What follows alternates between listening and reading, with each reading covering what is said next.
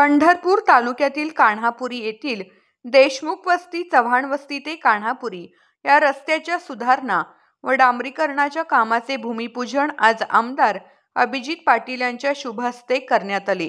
या प्रसंगी ग्रामस्थ, कार्यकर्ते व मान्यवर मोठ्या संख्येने उपस्थित होते।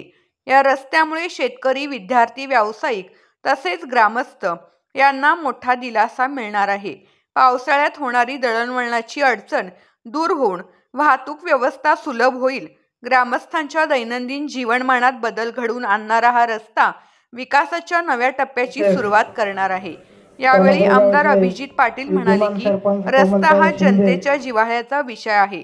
मतदारसंघातील प्रत्येक भागात दळणवळण सुधारून लोकांच्या दैनंदिन सोयी सुविधा वाढवणे हेच माझे ध्येय आहे। विकास कामे ही केवळ घोषणा न राहता प्रत्यक्षात जनतेच्या दारापर्यंत पोहोचली पाहिजेत।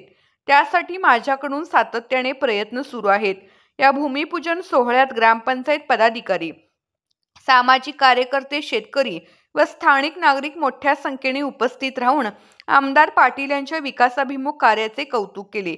यावेळी मोतीराम गोसावी, माजी सरपंच कालिदास चव्हाण, सागर कांबळे, मारुती चव्हाण, हरिदास चव्हाण, विठ्ठलचे संचालक दत्तात्रय नरसाळे, बालाजी शिंदे, जीवराज मोरे, शरद मोरे, गणेश जाधव, बाळू बैरागी, प्रेम चव्हाण, दयानंद शिंदे, स्मिता पाटील, माजी सरपंच भारत शिंदे, सोमनाथ शिंदे, माजी सरपंच मधुकर शिंदे, रशीद देशमुख, दादा शिंदे यासह अनेक मान्यवर उपस्थित होते।